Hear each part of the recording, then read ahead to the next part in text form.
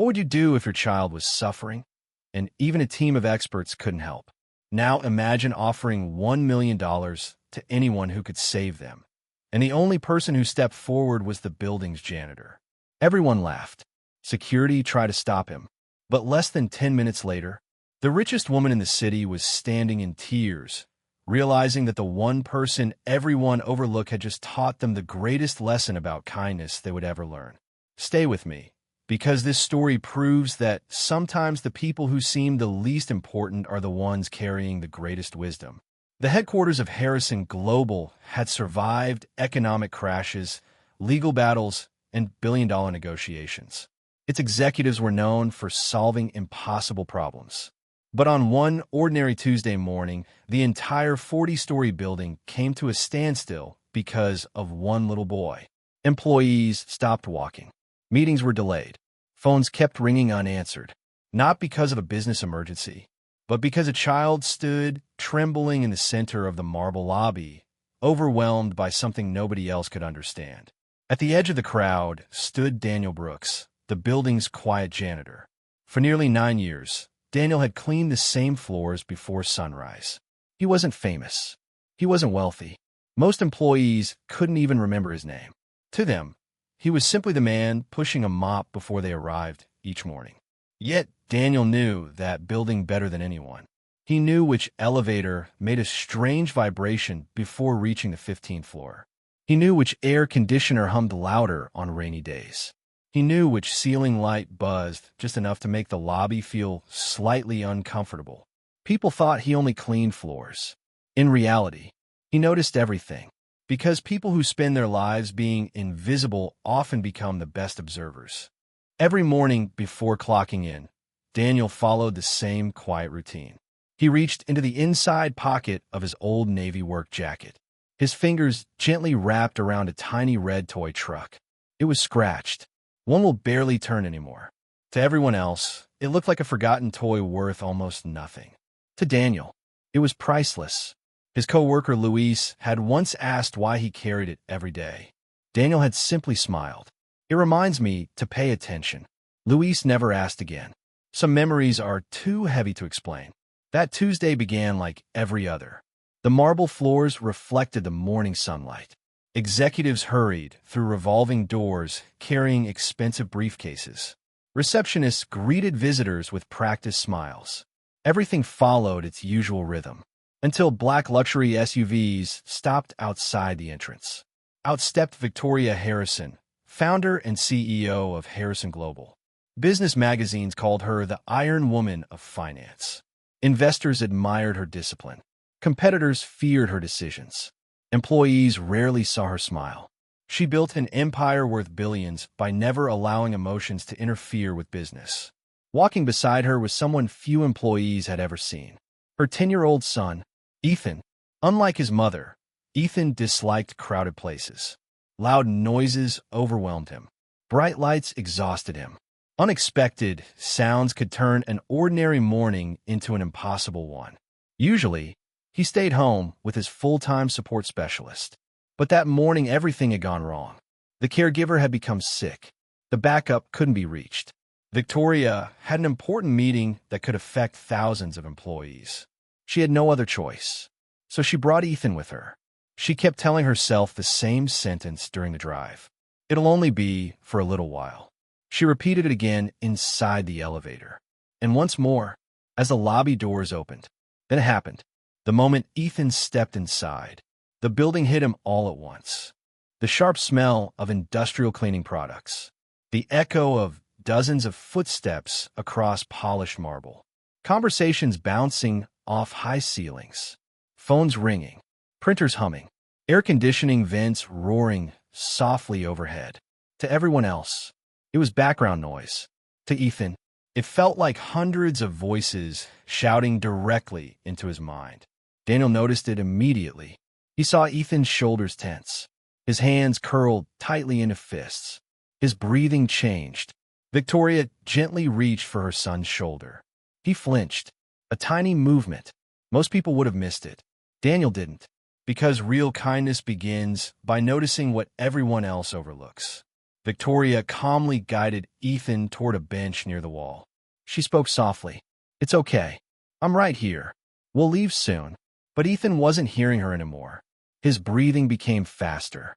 A quiet humming escaped his lips. Victoria recognized the sound instantly. Her heart sank.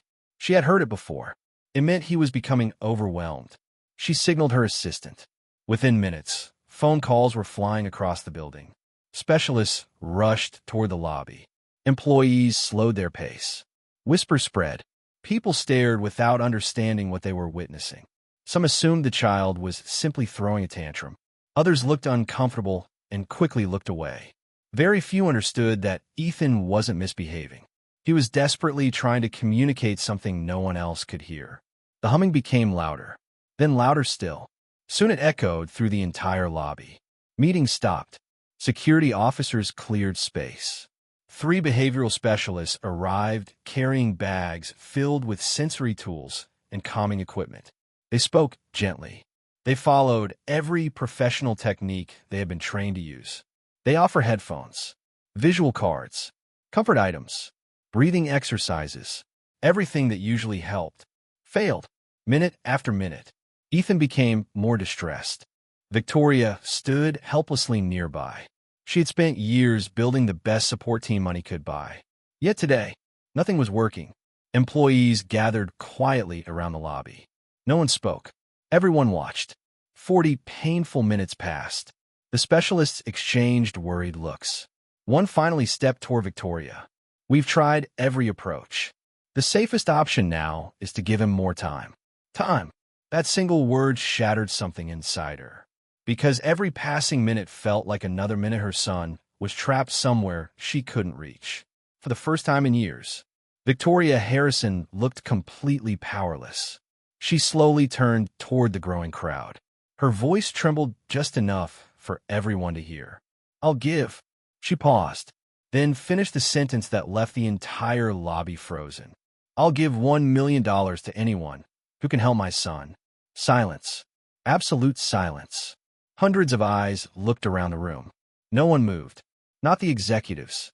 Not the security officers. Not the specialists. Not a single person believed they could do what trained professionals could not. Except one. Near the maintenance hallway, Daniel quietly switched off his floor machine. He didn't look at Victoria. He didn't look at the crowd. He looked only at Ethan.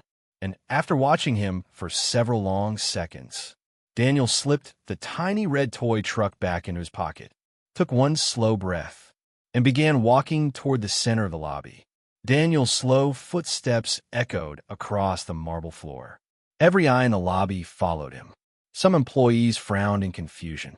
Others whispered to each other, "What is he doing? He's just a janitor. Someone stop him." Before Daniel could reach Ethan, a security officer stepped directly into his path. "Sir," the officer said firmly, "please return to your work area. Medical professionals are handling this situation." Daniel didn't argue. He didn't raise his voice. He simply looked past the officer and met Victoria Harrison's eyes. "I'd like to help," he said calmly. The lead behavioral specialist quickly stepped beside Victoria. "Ms. Harrison," she said quietly, "introducing someone unfamiliar could make things worse. We've been trained for situations like this. We simply need more time." More time.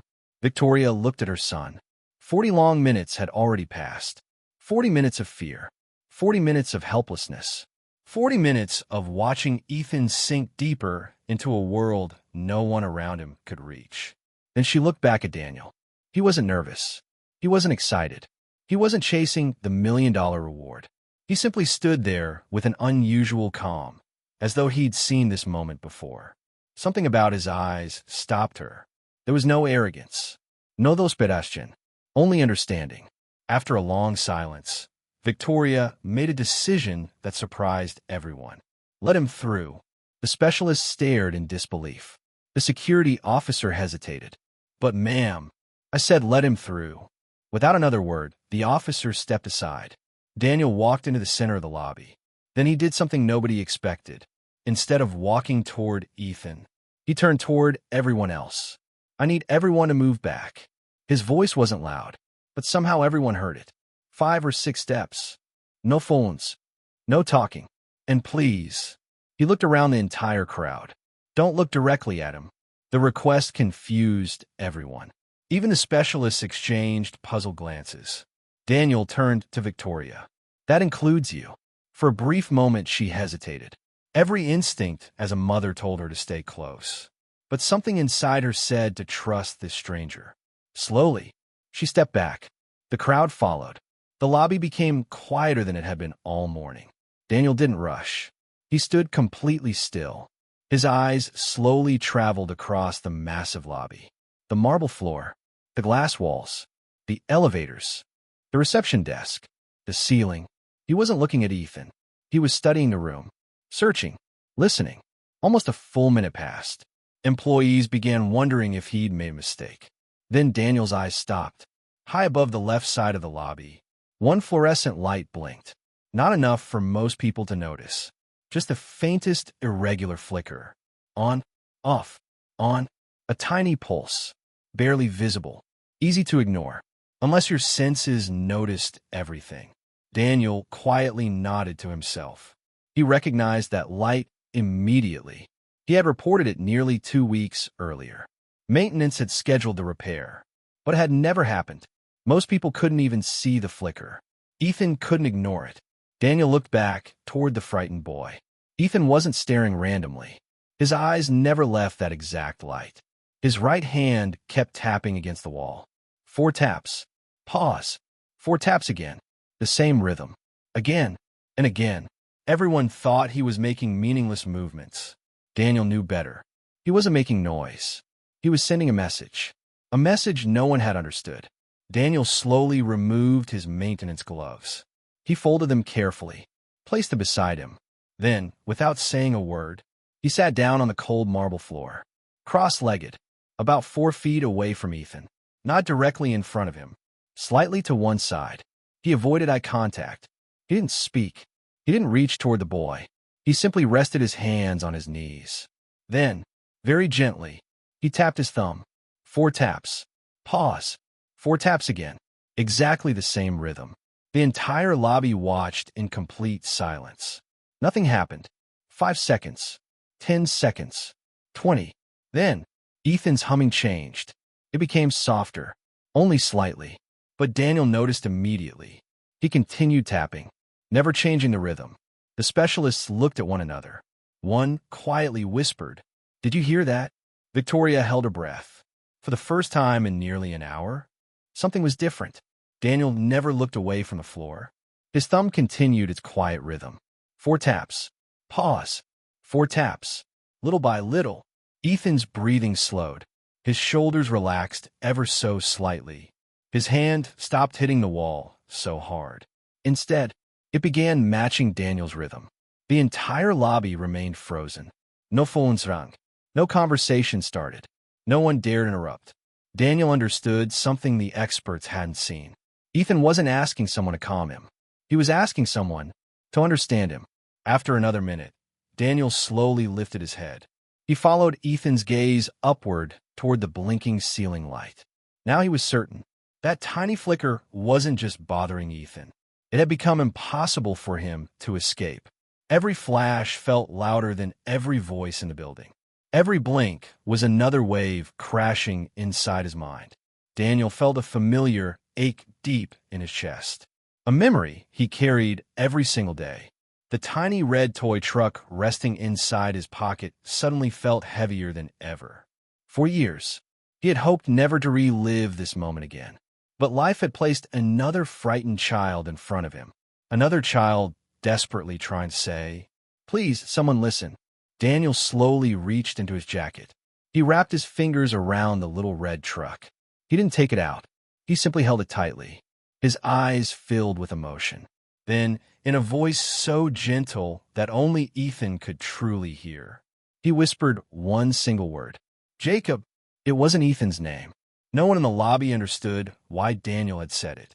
But something extraordinary happened. Ethan's tapping stopped. For the first time since entering the building, he turned his head, slowly, carefully, until his eyes met Daniel's. The entire lobby seemed to stop breathing. 2 strangers looked at one another. Yet somehow, It felt as though they already knew each other, not through words, not through explanations, but through understanding. And in that silent moment, everyone sensed that something incredible was about to happen. No one moved. No one even dared to breathe. The enormous lobby that had echoed with panic just moments before now stood in complete silence. Daniel and Ethan simply looked at one another. No words, no instructions, no complicated therapy, just quiet understanding. For several long seconds, nothing happened. Then, Ethan slowly lowered his trembling hands. His breathing became steadier. The fear in his eyes began to fade. And then, for the first time that morning, the humming stopped. It didn't slowly disappear. It ended all at once. The silence that followed was almost unbelievable. Several employees looked at each other in shock. One assistant covered her mouth. A security officer quietly wiped tears from his eyes without realizing it. Even the behavioral specialists stood frozen. 40 minutes of professional techniques had failed. Yet somehow, a quiet janitor sitting on the floor had reached Ethan in less than 10 minutes. Daniel didn't celebrate. He didn't smile proudly. He simply looked toward the ceiling. "The light," he said softly. He pointed toward the flickering fluorescent panel. "The fourth light from the left. It needs to be turned off." The maintenance supervisor looked up. Only now did he notice the tiny, irregular flicker. Within moments, electricians brought a ladder. The power to that light was switched off. Instantly, the harsh blinking disappeared. Daniel looked back at Ethan. The boy was calmer than anyone had seen him all morning. Victoria slowly walked toward her son before kneeling beside him. Tears filled her eyes as Ethan gently reached for her hand. She held it tightly. For a mother who had spent years trying to protect her child, it felt like getting him back. A few moments later, Victoria turned toward Daniel. There was no trace of the powerful so everyone knew. Standing, there was simply a grateful mother. "What is your name?" she asked quietly. "Daniel Brooks. I've worked maintenance here for almost 9 years. Victoria Nadif." Then she asked the question everyone wanted answered. "How did you know?" Daniel remained silent for a few seconds. His eyes drifted toward the little red toy truck still resting inside his pocket. Finally, he spoke. "I wasn't watching Ethan. I was listening." Everyone around him looked confused. Daniel continued. "When someone feels overwhelmed, they don't always tell you with words. Sometimes they tell you where they're looking. Sometimes with how they breathe.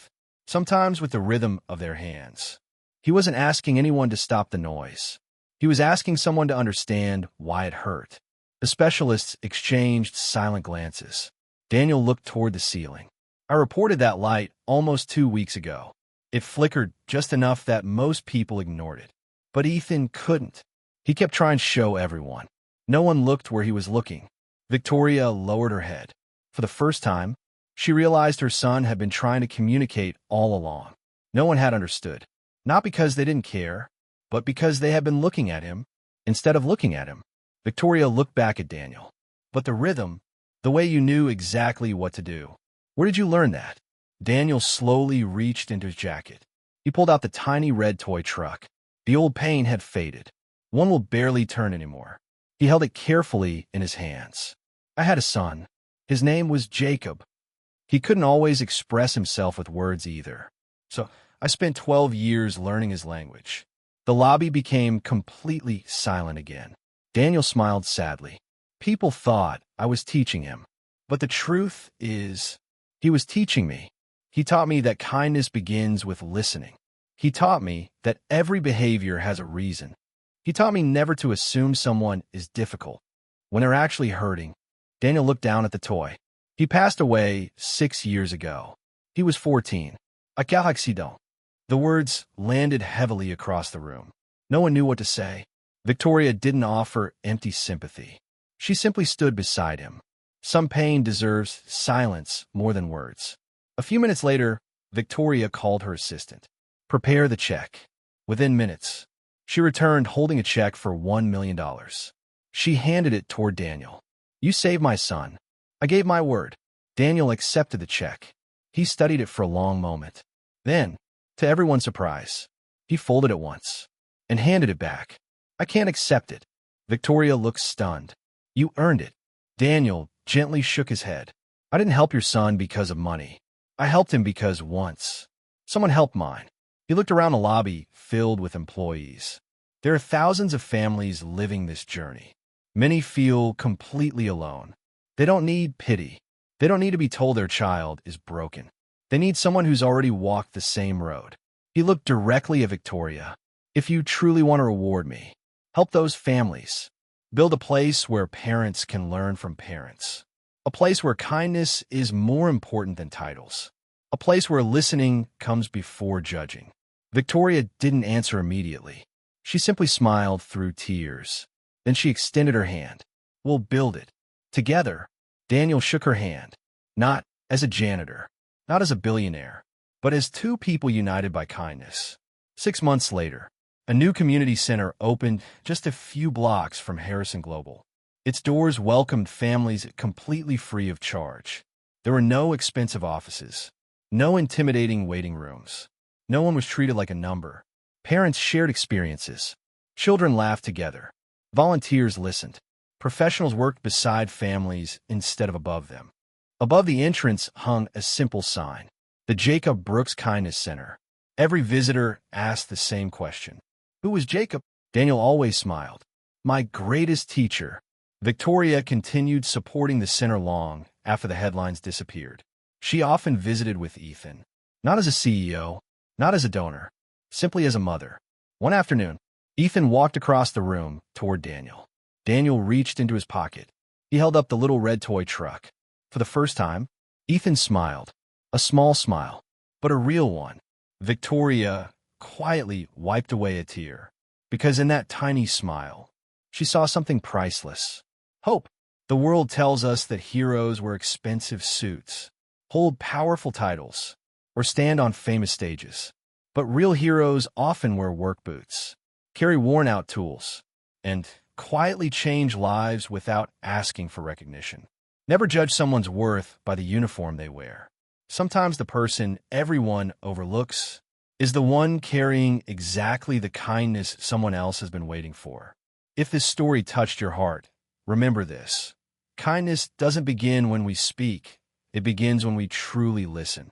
Subscribe to Kindness Warriors for more powerful stories that remind us the smallest acts of compassion can change someone's entire life.